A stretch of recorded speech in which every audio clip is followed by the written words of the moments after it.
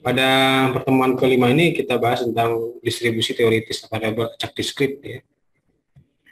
Adapun tujuan pembelajarannya ada 3 ya. Di sini banyak yang perlu kita pelajari, mengidentifikasikan, menghitung distribusi variabel diskrit, Bernoulli, binomial ya, hingga Poisson. Nah, jadi kalau memang nggak cukup waktunya nanti kita putuskan setengahnya melalui video saja ya. Saya. Yang kedua, menentukan statistik deskriptif, ukuran-ukuran pemusatan, penyebaran kemencengan, dan keruncingan pada distribusi probabilitas teoritis diskrit. Yang ketiga, menggunakan beberapa pendekatan distribusi diskrit dengan memecahkan masalah ya. Nanti kita coba ya. Ini mau pembahasannya ya. Jadi Bernoulli, binomial semuanya ada di sini ya. Semuanya ini. Dan nanti terakhir ada soal ya. Kita lihat probable distribusi Bernoulli ya. Jadi Bernoulli trial di sini suatu distribusi Bernoulli dibentuk oleh suatu percobaan Bernoulli. Jadi mungkin kata Bernoulli ini pernah Anda dengar di hidrolika, hidrolika itu ada hukum Bernoulli.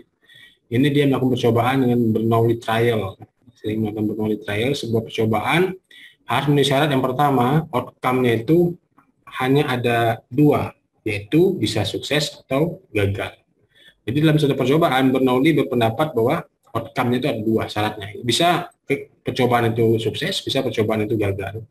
Yang kedua, jika probabilitas itu sukses, jika sukses ya, maka nilai probabilitas gagalnya adalah 1 dikurang sukses. Ini gagal ya, gagal 1 dikurang sukses. Itu kalau kegagalan. Jadi kalau suksesnya 90%, gagalnya berapa? 10%. Itu ya. Nah, distribusi probabilitas Bernoulli ini kita kenal dengan persamaan seperti ini ya. Kalau sukses itu simbolnya P, kalau gagal simbolnya Q. Q itu adalah 1 dikurang P ya. Di mana X adalah variabel acak yang menyatakan sukses. Nah, misalkan probabilitas sukses X, P ya, itu adalah suksesnya adalah X sama dengan 1, gagalnya adalah X sama dengan 0, dan 0 adalah X tidak sama dengan 0, atau 1 itu nilainya 0. Nah, untuk probabilitas Bernoulli-nya, kita gunakan rumus ini. Ya. Probabilitas Bernoulli, X titik koma P, ya, sama dengan probabilitas PX dikali ya, 1 kurang P pangkat 1 kurang X. Nah, di mana X sama dengan 0,1 antara 0 hingga 1. Nah, kita lihat contoh. Contohnya adalah di awal tahun ajaran baru, mahasiswa Fakultas Teknik biasanya membeli Rapido. Ya, Rapido untuk keperluan menggambar.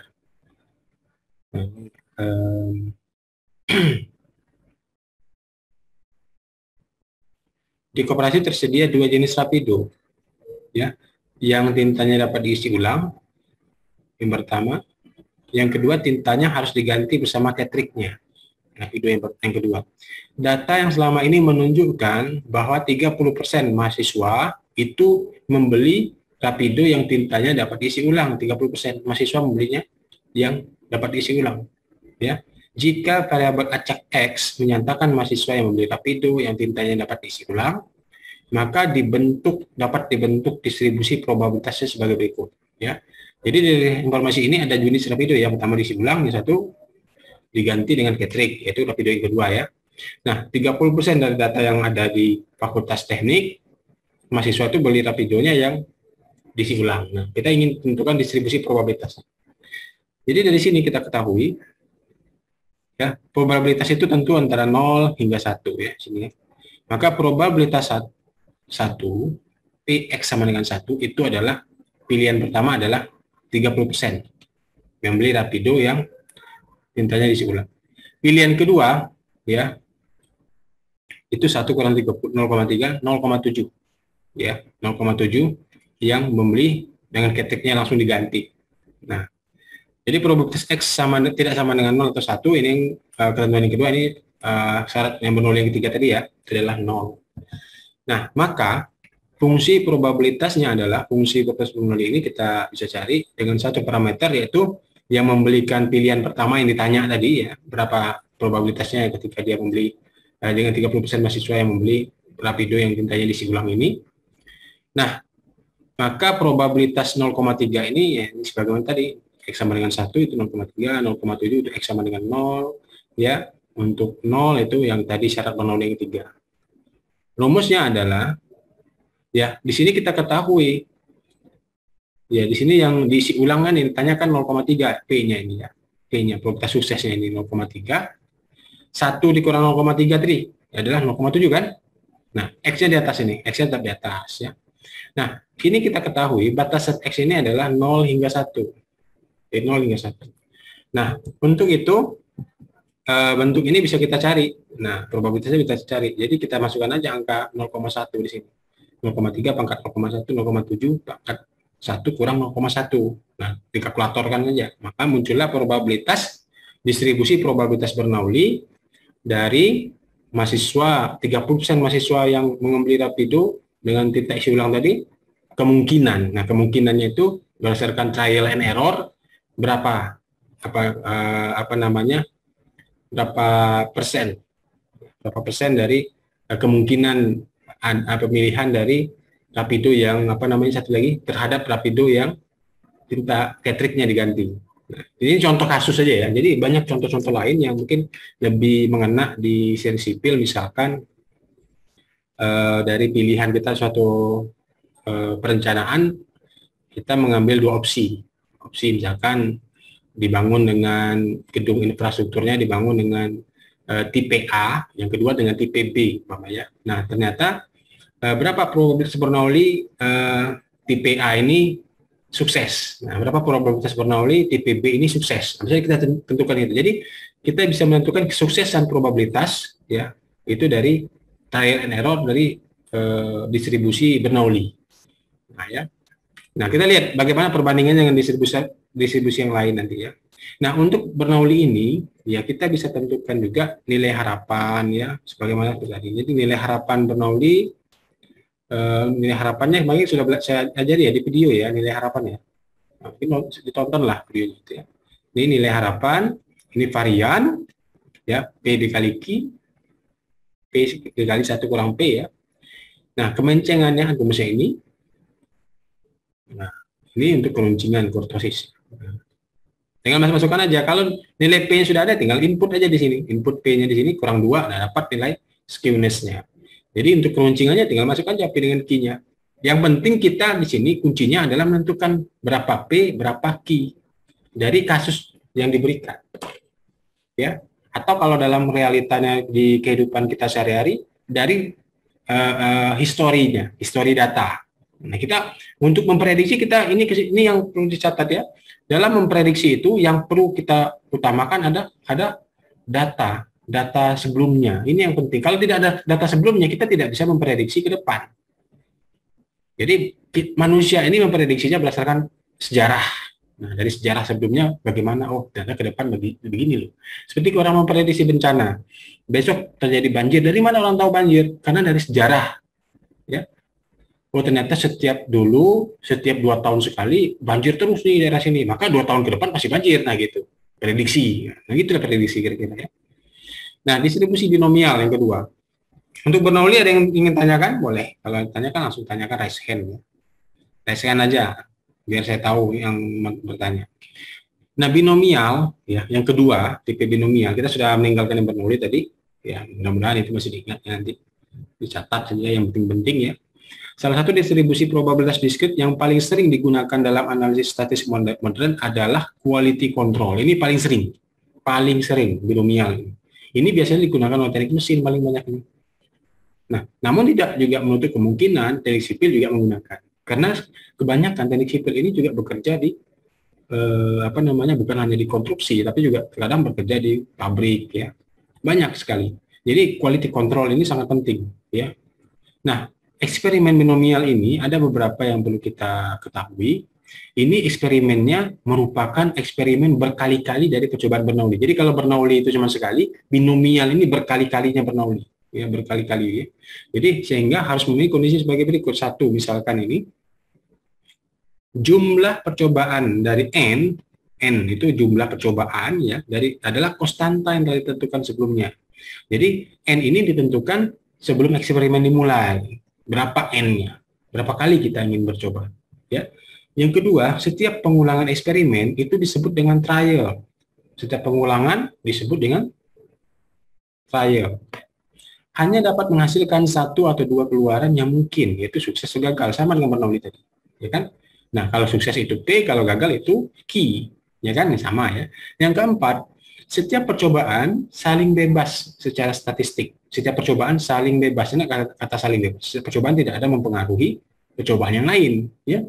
Yang berarti suatu percobaan tidak berpengaruh terhadap percobaan yang lain, itu aja maknanya. Contoh misalkan, suatu kuis. Nah, ini dalam mengerjakan kuis ya, trial and error ya. Apa ya? Suatu kuis terdiri dari 5 soal. Ada 5 soal pilihan ganda dalam satu kuis ini. Nah, di sini dalam 5 soal ini setiap soal ada 4 buah jawaban alternatif. Setiap soal ada A, B, C, D. Ya, jika seseorang tidak mengetahui, jadi bingung nih, saya nggak belajar, nggak tahu apa sih yang mau saya pilih, nah, dia bisa melakukan percobaan binomial, ya. Nah, dia dapat menerka, dia melakukan percobaan binomial, ya. Jadi dia nggak tahu jawabannya, dia menerka-nerka dengan percobaan binomial. N adalah jumlah percobaan, yaitu apa? Berapa banyak jumlah percobaan yang akan dilakukan? Sebanyak 5 soal, N-nya. Ya, karena ada 5 soal, dia akan mencoba-coba 5 soal. Nah, P, probabilitas kemungkinan dia akan benar, itu seperempat. Kenapa seperempat? Karena ada 4 jawaban, A, B, C, D, yang benar cuma satu, maka seperempat yang kesuksesan dia. Sedangkan kegagalan dia 3/4. Ya, kegagalannya 3/4. Dalam suatu kajian tentang ketangguhan mesin, nah ini contoh yang kedua ya. Ini contohnya untuk menentukan P dan Q-nya tadi ya. Nah, yang contoh yang kedua, dalam suatu kajian tentang ketangguhan mesin, ya, suatu jenis mobil didapati 67% memiliki jarak tempuh 400.000 km sampai mesinnya overhaul. Ya, mesinnya harus turun mesin pertama kalinya. Nah, dari 12 jenis mobil yang bersangkutan dipilih secara acak. Dari 12 mobil dipilih secara acak dan jarak tempuh diperiksa hingga turun mesin. Ya, diperiksa jarak tempuhnya. Dari 12 mobil ini dicoba sampai mesinnya rusak. Ya. Nah, eksperimen ini adalah eksperimen binomial. Kenapa binomial? Karena dilakukan sebanyak N kali. N kalinya berapa? 12. Ya, N-nya 12. Berapa persen kegagalan dia? Dari sini disebutkan 67%. Kesuksesan. Kegagalannya tentu 0,33%. 0,33. Nah, ini cara menentukannya ya. Dari kasus itu berapa P berapa Q-nya kita bisa baca dari kasus. Distribusi probabilitas binomial ini kita bisa gunakan ya seperti ini. Dalam sebuah eksperimen binomial N-nya itu terakhir P sukses dan Q adalah ini jika suatu parabola acak X menyatakan X sukses. Nah, yang terjadi pada N percobaan kita bisa gunakan rumus ini. Ya. Probabilitas binomial dari suatu variabel acak X sebanyak N kali percobaan yang diuji tingkat suksesannya, maka rumusnya adalah NCX ya. N ini adalah banyak percobaan, X adalah variabel acak yang ditanya, C adalah rumusnya apa ya, kita apa namanya kombinasi. Nah, P X 1 kurang P NX ini sama dengan rumus awal tadi ya, sama, tinggal copy. Nah, X adalah banyak percobaan, N adalah percobaan, 0 sampai nilai P itu 0 hingga 1 maksimumnya. Selain rumus tersebut, kita bisa gunakan rumus ini. Ya. Nah, ini namanya fungsi probabilitas binomial. Fungsi probabilitas FB. Fungsi probabilitas binomial. Jadi, kita gunakan fungsi ini. Sama. Ya, sama. Contoh misalkan,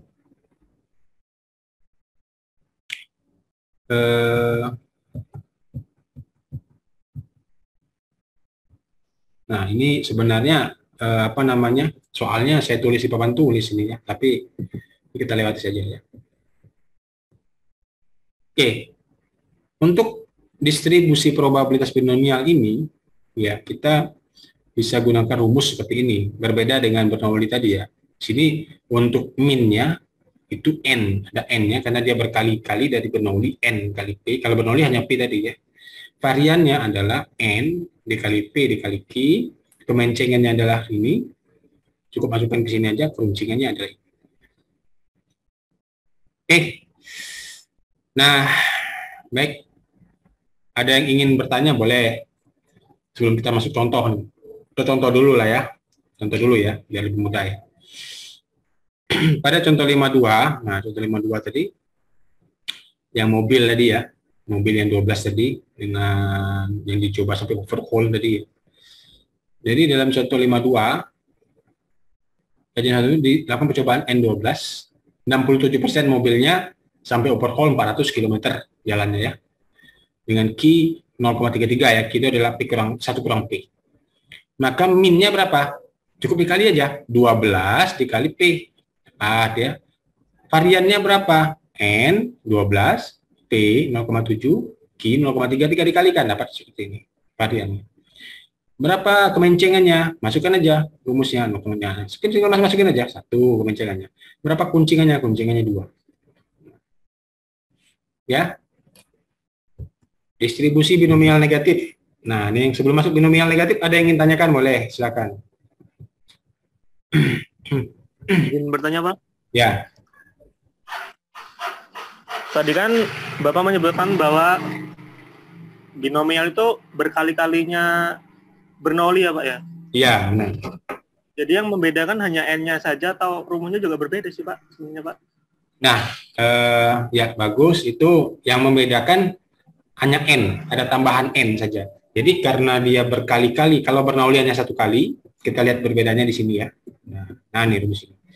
Kalau Bernoulli itu hanya satu kali, tidak ada N-nya di sini ya, di min-nya. Nah kalau binomial ini percobaan yang dilakukan dengan berkali-kali. Jadi kalau Bernoulli umpama Anda ingin melakukan menguji probabilitas satu mobil, ya itu Bernoulli. Satu mobil. Tapi kalau ingin menguji probabilitas dari 12 sampel mobil, itu binomial namanya. Ya.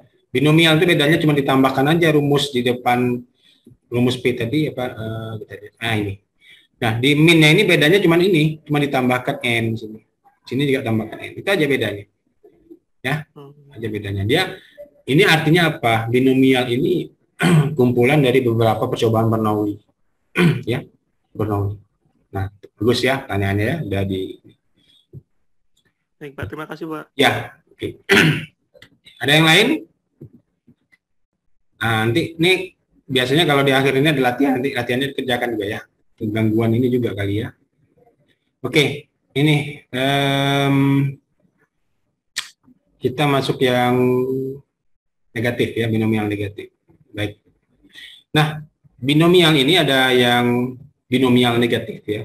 Suatu distribusi binomial negatif ini dibentuk oleh suatu eksperimen dengan kondisi seperti ini. Eksperimennya terdiri dengan percobaan yang saling bebas, saling bebas itu artinya tidak mempengaruhi. Jadi Anda mencobai benda A, benda B ini tidak pengaruh, benda B dicobai, benda A tidak pengaruh. Itu saling bebas ya. Nah, yang kedua, trial hanya dapat menghasilkan satu atau dua keluaran. Itu sama aja nih, sama. Yang ketiga juga sama, yang keempat. Nah, keempat eksperimen terus berlanjut. Yang keempat yang membedakannya hanya keempat ini. Eksperimen terus berlanjut, percobaan terus dilakukan sampai ada ketemu percobaan yang sukses. Itu catatannya ya. Sampai sejumlah total R sukses diperoleh. Berarti dia dicoba terus sampai ketemu sampai sukses. Di mana R ini berupa bilangan bulat, ya. Nah, jadi distribusi probabilitas binomial negatif ini apabila dalam suatu eksperimen, serangkaian percobaan kita menguji suksesnya berapa, gagalnya berapa, ya, maka variabel acak X gagal sebelum ini tercapai sukses. Nah, ini catat ini agak pelan-pelan nih. Variabel acak X ini kita lakukan banyaknya berapa kali sampai mencapai R sukses. Nah, maka kita bisa menemukan probabilitas binomial negatif ya seperti ini.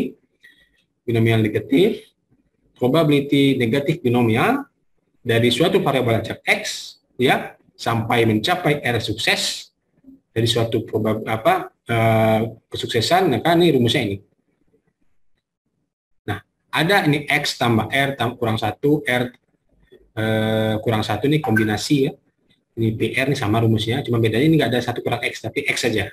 Nah, oke, kita lihat contoh lah lebih enak ya.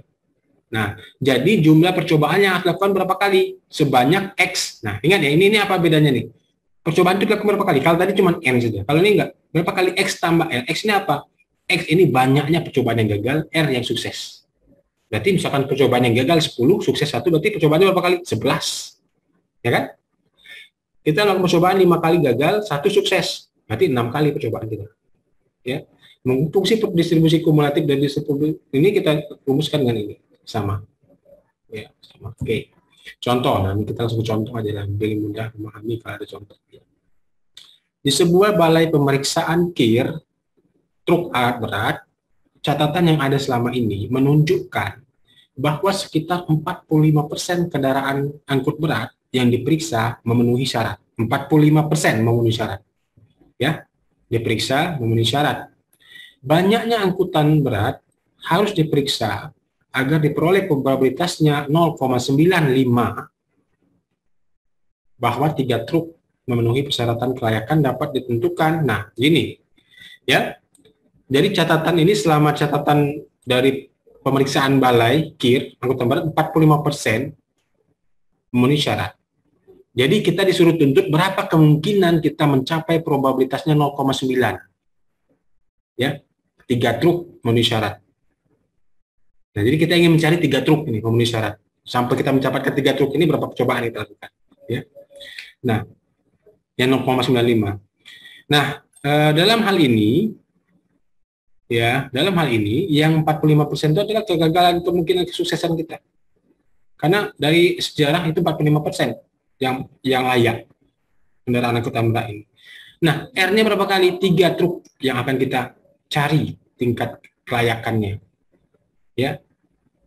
Kita ingin mencapai 3 truk yang sukses, ya, yang lebih dari 0,95. Sedangkan X adalah variabel acak yang kita akan uji. Nah, berapa kali nih untuk mendapatkan 3 truk yang layak, ini berapa truk yang akan kita coba? Yang gagal-gagal ini berapa coba? Nah, itu ya. Itu contoh yang di X ini. Nah, maka dalam percobaan ini hendak dicari dulu nilai X-nya ini berapa kali untuk mendapatkan 0,95 ini. Ya, probabilitas 0,95. Maka rumusnya gini, kita cari seperti ini. Secara matematik, penentukan sedemikian rupa, maka kita lakukan fungsi binomialnya dari parabola acak X, ya, dengan 3 truk yang akan kita cari, ya, 0, ya, kemungkinannya 45. Ini adalah persentase tadi, ya. Nah, 0 ini adalah dari rumus ini R. Nah, oh, ini 0 ini enggak ada ya. Pakai. Di sini kita lihat 0. Nah, sini kan cuma ada XRP, ya. 0 ini enggak. 3,0 ya mungkin. Oh, bukan begitu. Tapi 0,45 ini. 0,45 ini bukan gabung, 0,45. Jadi rumusnya masukkan aja K tambah 2 C2 0,45 pangkat 3 pangkat R, ya, 0,55 pangkat K. Besar dari 0,95. Maka kita buat tabel perhitungannya seperti ini. Nah, dari sini, ya. Nih. Tabel perhitungannya PNB-nya, FNB-nya. PNB gunakan rumus ini. Ya, masukkan aja nih angka-angkanya tadi, kan R-nya udah ada, ya. X udah ada, R udah ada, ya kan? Ini 1, ya. Nah, udah ada kan? Dapat semua, ya. Masukkan aja ke sini. Nah, masukin apa sini? Ketika X-nya 1, nah, masukkan sini. Masukin rumusnya tadi, ya. Dapat 0 sekian pakai Excel, ya. Nah, ini maka kita bisa lihat di sini berapa X yang kita peroleh untuk mendapatkan 0,95. Ternyata untuk mendapatkan FNB 0,95, nilai X yang perlu kita coba adalah 9 mobil truk. 9 mobil truk. Ya. Untuk mendapatkan FNB 0,95 kita harus menguji sebanyak 9 truk. Trial and error, ya. Nah, itu tarik aja Excel ke bawah, ya. Nah, jadi yang X itu adalah nilai mobil truk yang gagal, sedangkan yang sukses berapa? 3. Jadi jumlah sampel yang kita gunakan adalah 12 sampel. Ya, 12 truk yang harus diperiksa. Nah, sampai sini ada yang tanyakan nggak untuk ini? Negatif ini.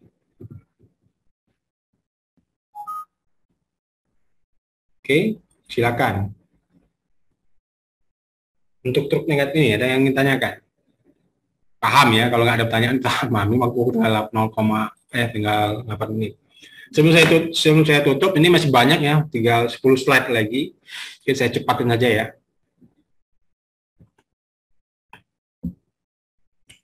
Nah, udah ini kita masuk ke distribusi geometri. Geometri seperti ini bisa dibaca. Ini hampir sama saja, ya.